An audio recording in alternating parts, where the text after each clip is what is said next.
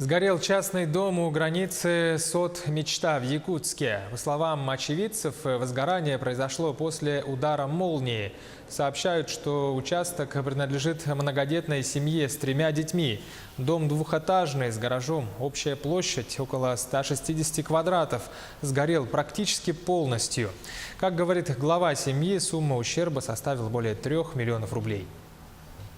Ничего не осталось.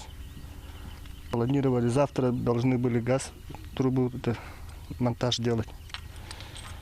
Там все сгорело. Ну вот это расскажите про то, что вот электричество не могло, да, потому что света не было. Ну, во время пожара по Саталу вот не было света из-за аварии высоковольтной линии. И поэтому из-за электричества не было. Ну, когда утром уезжал, все, там все электричество вырубился. Официального нет заключения еще, да, пожара? Нет, не приехали еще.